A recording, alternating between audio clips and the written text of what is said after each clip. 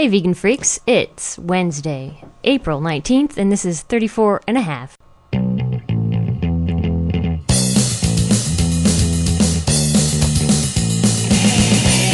were kids, the bugs and the birds fascinated us. They were just like us. And we were taught they slammed the door. It's not cool to feel too much, but some of us break free. On a vegan freak. Hey everybody, how you doing? I'm Bob. I'm Jenna. And, well, we're back again this week. Sort of. Sort of back again this week. We need to apologize for getting this show out late. And we also need to apologize because we're not going to be able to give you a full show this week. Nope. We're busy. This is the absolute worst time of the semester for us. Yeah, I am behind on everything I'm doing in my life. Like, Me too. Everything. I'm behind on... I have an amazing stack of grading. Amazing. I do too. Hundreds. Yes. No, I probably have about 100 papers to grade, realistically. So, Yeah, I believe it. Yeah, I have about that many, and it's just killing me. So, yeah, we didn't have time to prepare. I mean, I know a lot of you out there think that we maybe don't prepare. Yeah, we actually do, and it takes a good, at least an afternoon, if not more, of time to prepare for the show. But the good thing is that now that we have new equipment, processing shows doesn't take so long. Right. So that's one thing that's been really nice. So we've been able to really get shows out more quickly, but we just haven't had time this week to really do much in the way of getting the show together. So no. And we have ideas of things we want to talk about. We have plenty of ideas. But we don't have time to really think about them and develop them enough to do a good job. So we could just mention them, which would be silly right now because we don't want to talk about them yet. So yeah. But anyway, we have a bunch of ideas, and we would like to expand on those ideas in coming shows rather than kind of half-assing our way through them this week. And we also have a couple interviews we're setting up right now. We'll get those out in the next couple weeks. And for now, we don't really have a whole lot for you. We feel bad because I know a lot of you look forward to the show, and I'm always surprised by that. I know a lot of you look forward to the show, and the show means a lot to us, and we try to do a very good job of it. And I feel like if we were going to do a show this week, it just would have been half-assed. Yeah. So here we are, kind of apologizing to you and at least saying something, right? Yeah, at least saying hello. We're still here. Yeah, we are. And we'll be back with a full show next week. For sure. We'll be back with a full show next week. And for all of those of you who've not received buttons yet, those Jenna, subscribers, slacker. I am amazingly far behind in the buttons. Slacker, you're not vegan. Yeah. It's not vegan to be so crap about sending out the buttons, Jenna. I know.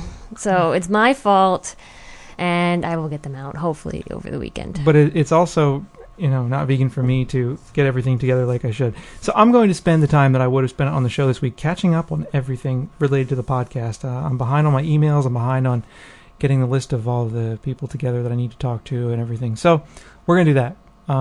But in terms of things we've got coming up, we're going to be talking to Gary Francione soon, who has written Introduction to Animal Rights. He's a lawyer at Rutgers University. He's been on Animal Voices, and he's actually one of the people who has pretty deeply influenced the way I think about animal rights. So we're going to have him on shortly. Yeah, this is one of my favorite interviews from Animal Voices was his. Yeah, I agree. Impressive. And so I'm looking forward to getting that one done. And that interview will require some preparation. So what we're really doing is laying the groundwork for a bunch of really good shows in the future. Yep, we got Nell coming up with another review. This time she's going to do vegan cookies. Yeah. She's heading to New Jersey for this one. Cool. To meet all the Jersey vegans. All the Joyzy vegans. Yeah.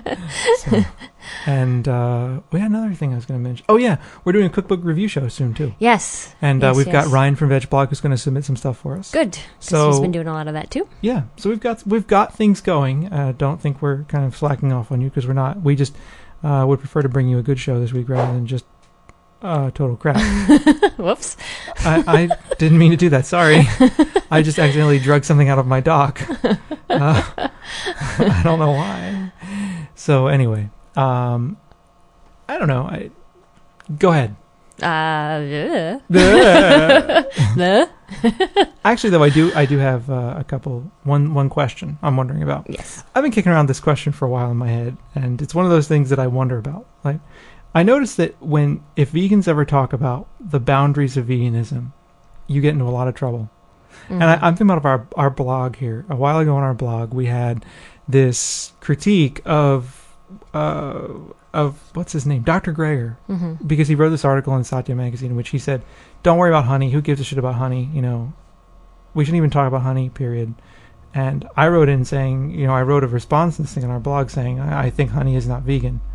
And I found that, you know, saying, if you say honey is not vegan, it starts a massive fight. People get all upset. Suddenly every honey-loving vegan comes out of the woodwork and starts talking about why honey is vegan and why insects aren't animals and why they don't deserve recognition. And then you have all the other people on the other side like me who say, well, you know, is it that hard to err on the side of caution? It just turns into a huge fight, right? And I'm wondering, often what comes up is, well, you know, we shouldn't really even talk about it. We shouldn't even get there. We shouldn't even go into that. And you're accused of being the vegan police, right? So I'm wondering, when is it okay to talk about the boundaries of veganism? Like, when is it okay for us as a community of vegans to decide, as a group, what is and is not vegan? Right. Is that a bad thing? I don't think so. I mean, if we're going but to a lot of people think it's a bad thing, apparently. Well, if we're going to have a category that's meaningful, and the category is named vegan, that category itself has to have some meaningful boundaries attached to it, or the category itself loses its meaning. It does. Right? We wrote about this in our book. Yes, and for instance, we were talking earlier today saying, you know, for instance, no vegan would say that dairy is a debatable boundary, because we all agree that dairy is not vegan. Well, then the thing is that you have the occasional quote-unquote vegans who consume dairy. Right. And so then you become the vegan police if you insinuate that they're maybe shouldn't call themselves vegan. And no, we're not being the vegan police. We're just saying that, you know, I'm a vegan and I want my category, my label of vegan to mean something. And to me, it means, you know, not eating dairy. Well, the other problem then is this too, that if there are cheese-eating vegans out there, and I think Carol Adams goes as far as to call these people saboteurs. If there are cheese-eating vegans out there, and then people find out that there is someone who is in the category vegan, and that person in the category vegan also eats cheese, the next time you meet that person who knew the vegan who eats cheese, they assume you eat cheese. So you can end up at the house of someone who is very well-intentioned, who has gone out of their way to make you what they think is a vegan meal, and there's cheese in it. Or you can end up being served fish if you're a vegetarian. And this is what frustrates me about it. This is why I think it's important for us to discuss the boundaries of veganism on the one hand. And on the other hand, I think veganism to me is, I don't really, you know, the health reasons of veganism, fine. Whatever makes you happy. If the health reasons are good for you, run with them. But to me, veganism is the practice of living abolition in your everyday life, right? It's a political act. And I don't mean like Democrat, Republican political. I mean it's an act in which you decide consciously as a person that this is how you're going to live your life, you know? And to me, that establishment of that boundary is very important, right? And it is like living the abolitionist principle in your every single day life. And that is it. That's the most basic, the first step you can take to live it. And if it is the praxis of a political theory, the practice of that of that particular theory, of that ideology, then it makes sense for us to always think about the practice of our ideology and why that practice matters and how that practice is leading to abolition. Right, and to be consistent, therefore. And I'm ranting and raving. I got my hands up in the air. I'm all going. Right, and then there are gray areas in that once you get towards the little ingredients, they're not as clear cut for some people, and for others it's impossible to avoid. Impossible. Well, for all of us, it is impossible at some level, right? We live in a society which is radically oriented around the exploitation of animals. So there is a point at which it is impossible for almost all of us to live 100% vegan. You can't.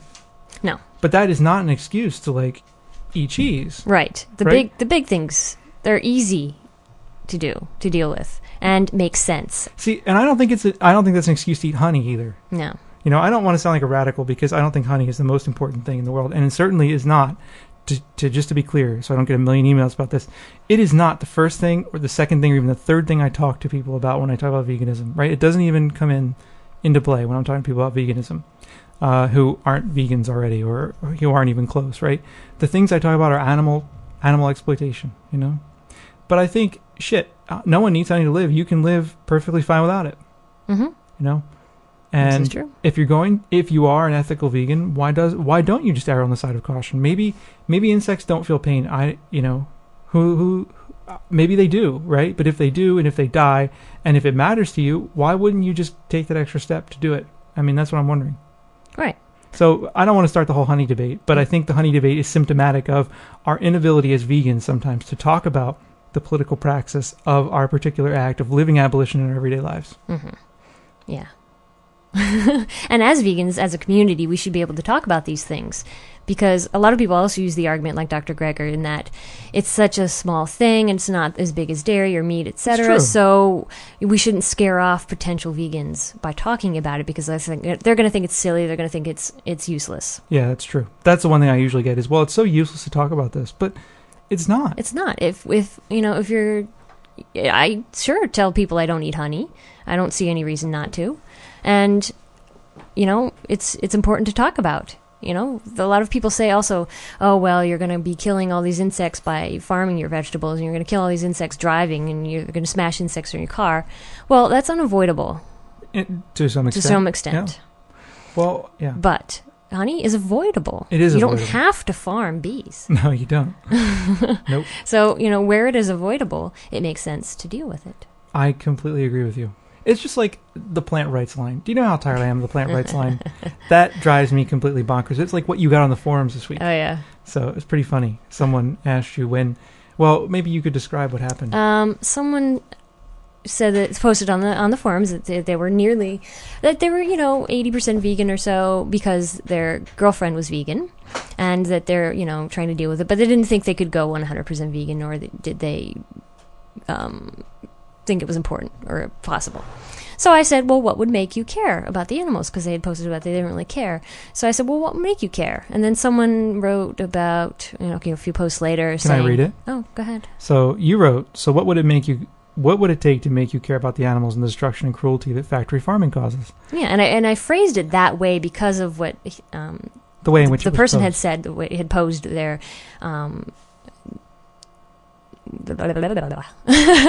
just completely lost my train of thought. Anyway, you okay? Yeah, I'm fine. You on crack? No. Are you doing crack? Maybe I should be. Are you smoking crack again? Jenna's a crack. She's just a crack addict. I gotta tell everybody. No, I mean you're a coffee addict, but not a crack addict. That is true. No, the question you asked fit with the question. The question that you asked about the question was, what would it take to make you care about the animals and the destruction and cruelty that factory farming causes, was the question you asked to the person who said, my girlfriend's vegan and I want to get it.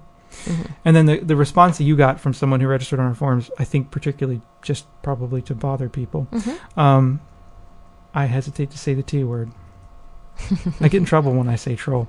Anyway, what an interesting and highly entertaining first response. What if the answer were simply nothing you can do? What if the question were slightly altered, abbreviated, and redirected back toward you? So, what would it take to make you care about the plants? Living organisms which are destroyed, twisted, altered, and mutilated in the same way animals are.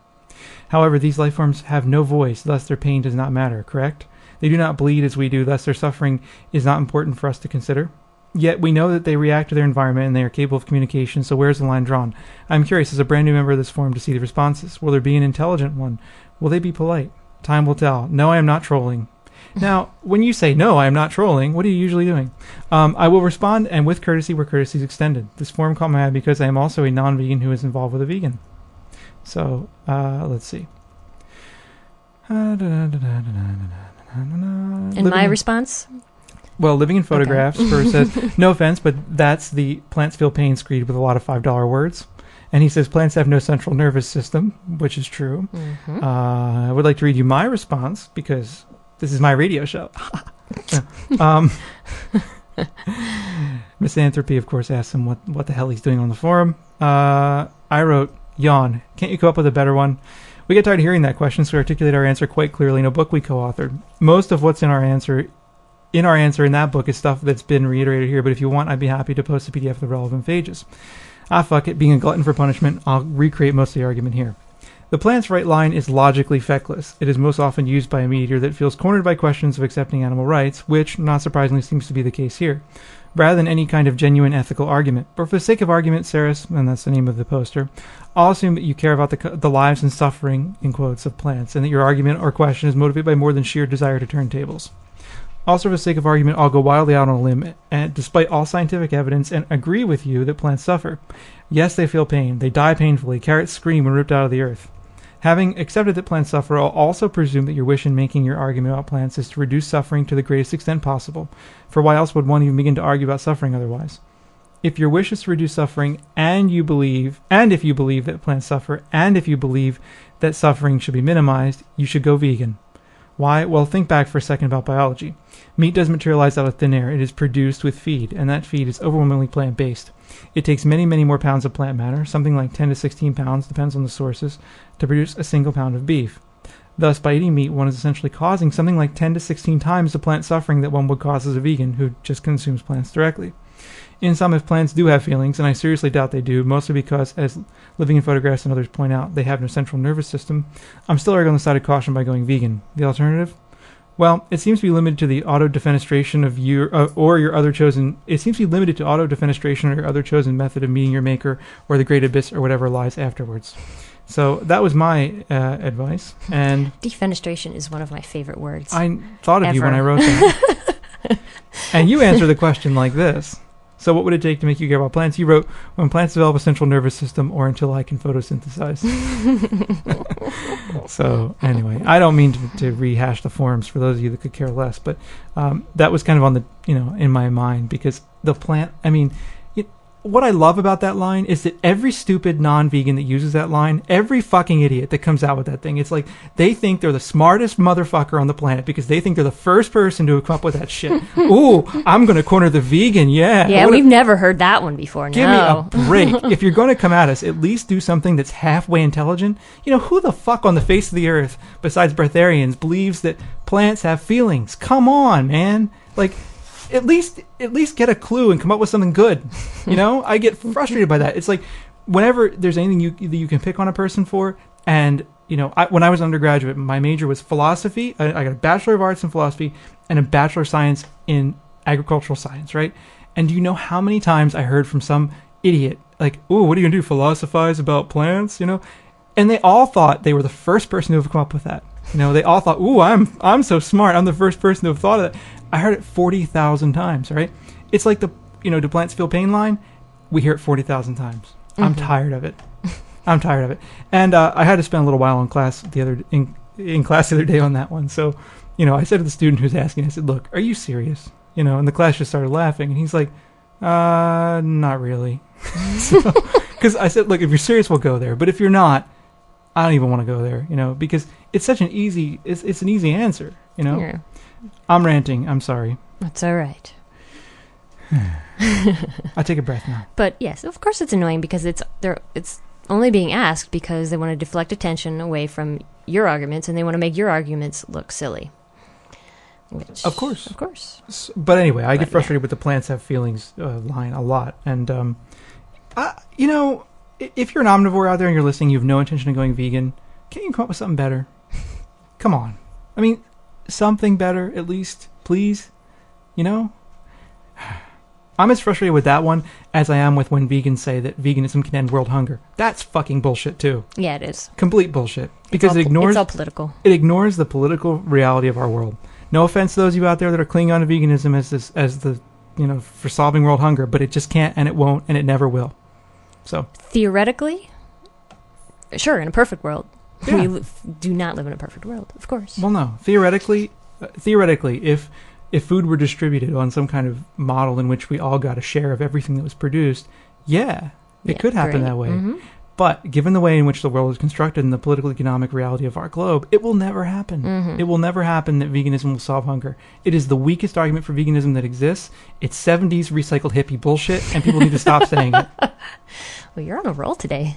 I know. Well, I have no substance, so I have to fill in with rants. Okay.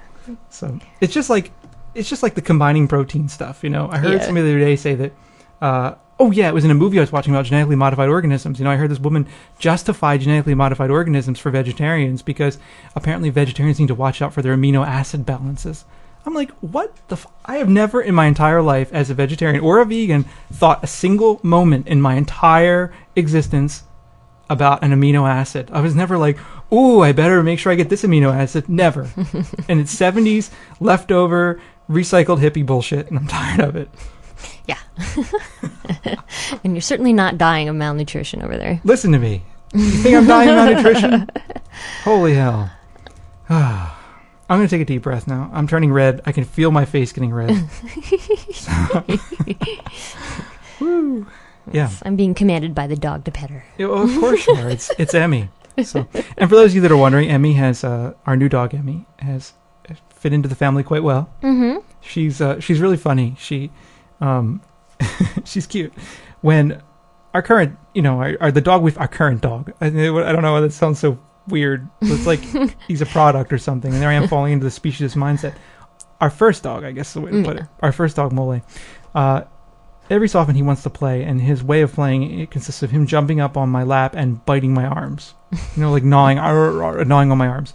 And when he does that, sometimes it hurts, and it's difficult to get him off of me because he's very rambunctious and he weighs like 85 pounds. So if all I have to do is like scream, Emmy, like I'm in trouble, and Emmy comes over and jumps on Mole and starts like nibbling on him, and they get off into a little fight. So Emmy like protects me. It's great.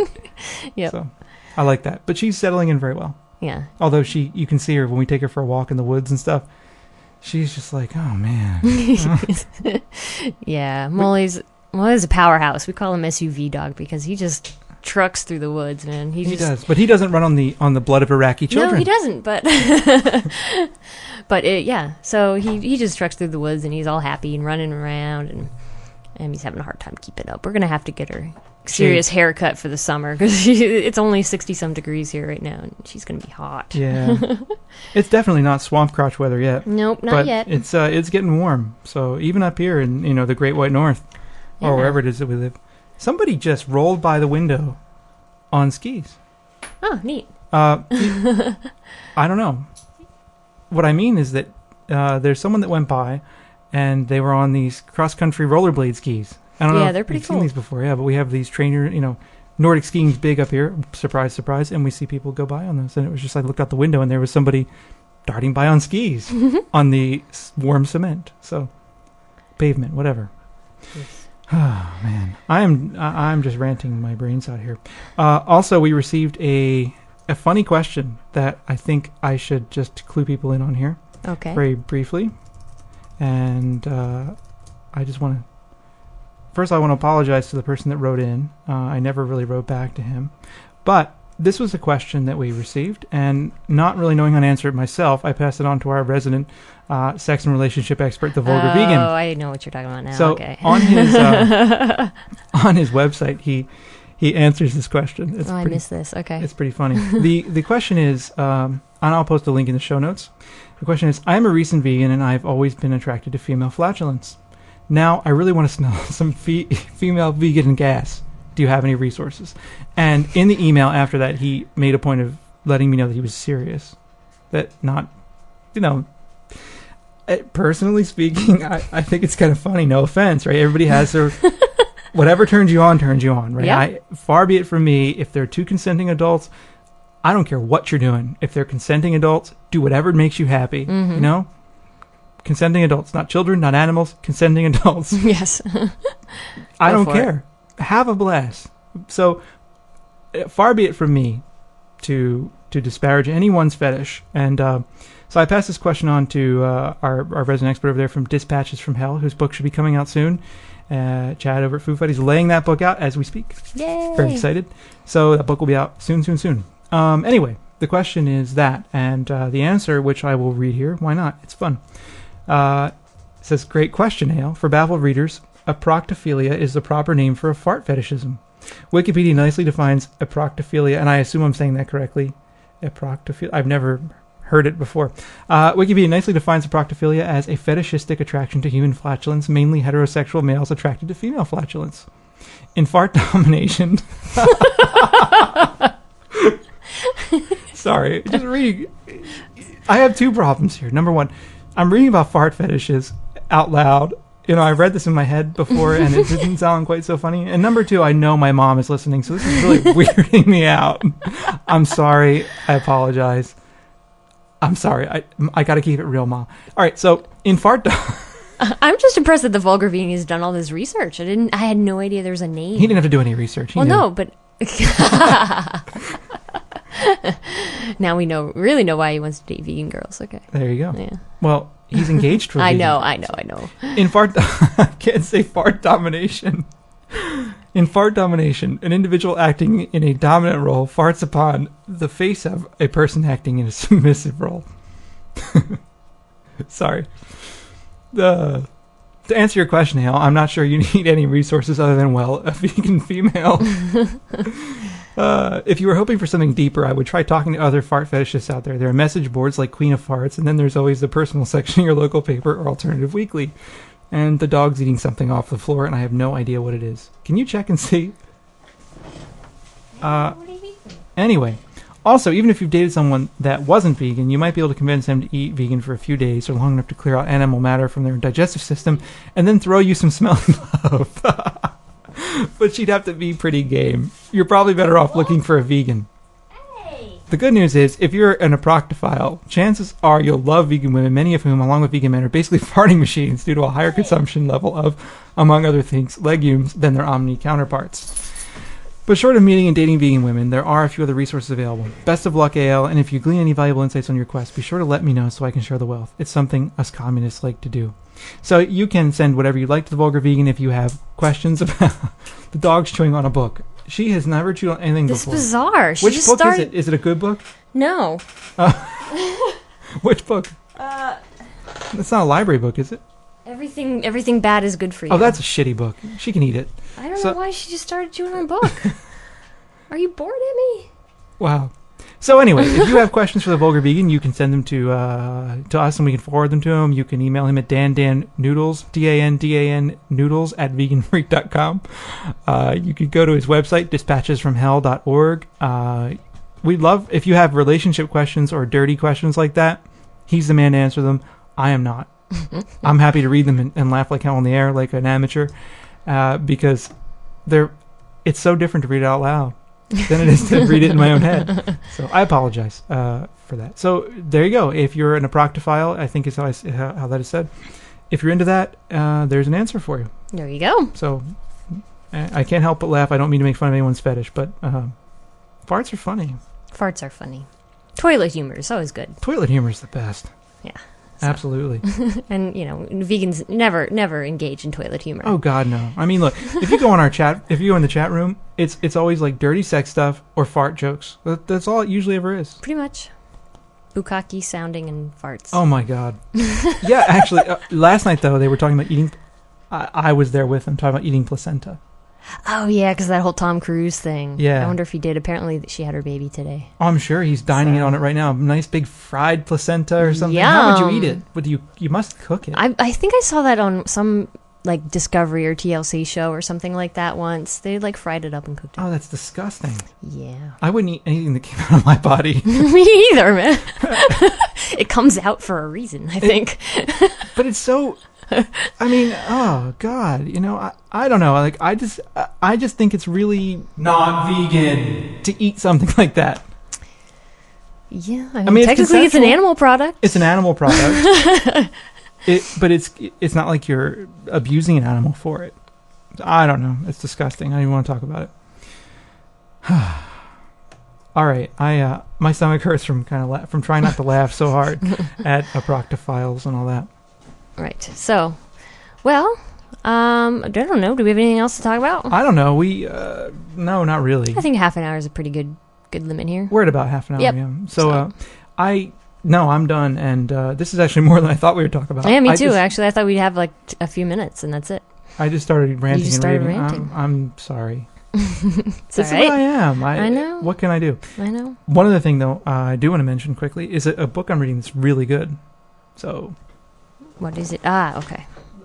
Let me mention this. This book I'm reading is great, actually. It's called The Philosophy of Punk. It's by Craig O'Hara. I got this from AK Press. Where did I get this from? Oh, when we were at our anarchist conference, they have a table there. Mm-hmm.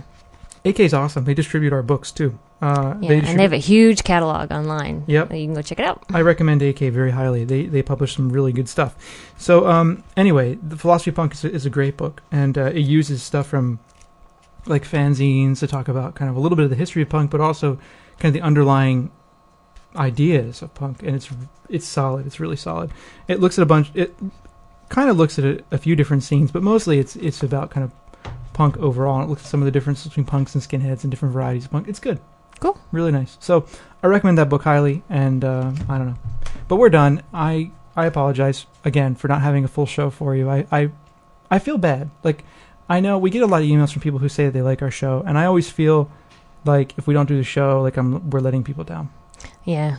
You know? So, yeah. And I enjoy doing the show. Yeah, but having the time off, a little bit of time off, will actually help us prepare better for next week. It will indeed. And so we finally did get around, we're setting up interviews, and so we've got some good stuff coming, so stay tuned. Yeah, we're hitting a good patch here. Yeah. Anyway, the semester's over in 2 weeks. Yeah, that'll be even better. 2 weeks and 2 epico. And epico. Yeah. 2 in a little bit. Yep. Weeks it'll be over, and I'm going in for the next step on my big tattoo soon. Yes. And we should have a subscriber podcast soon too. Yep. So if you haven't subscribed and you want to, again, I'll mention very briefly before we go.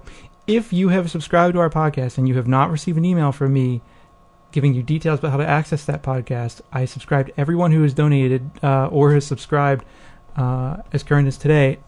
I've added you to a list, so the list announces when we get new private ones up. If you haven't received an email telling you you're on that list, and including some login details and stuff, you need to get in touch with me. But before you get in touch with me about it, check your junk mail box, because some of them get filtered right to junk mail if you're on like Yahoo or MSN. So, okay. But you should have it anyway. And if you don't, you need to get in touch with me, and I will apologize to you many, many times over. I will fall on my sword for you. Because I'm the vegan warrior, Okay. Actually, that's Tofu Punk, but whatever. All right. Anyway, we're done. So thanks for listening in this week, and apologize again for not having a real show for you to go for. Yeah. But half hour's better than nothing, right? It is, indeed, and it's a lot more than we thought we'd have, that's for sure. So, I don't know. In the interim, have a good week. Make sure you take your B12. Yeah, enjoy the spring, if it's spring where you are. Yeah, well, it's there are parts of the world where else. it may not be, right? So take care of yourself. Yep. And be in touch with us. If you have ideas for the show, we'd love to hear from you. We heard from a couple of you and have some great ideas, but if you have more, let us know. Yeah, thanks. And talk to you next week. Bye. I'm a vegan freak. Happy as I'm a vegan freak. Was just stumble on from drink, fight, drink, fight, drink. We just fight against your solipsistic nightmare. Invisible under your nose. We walk the earth and change it, but follow. According to you, I'm a vegan freak. That's what you think, I'm a vegan freak.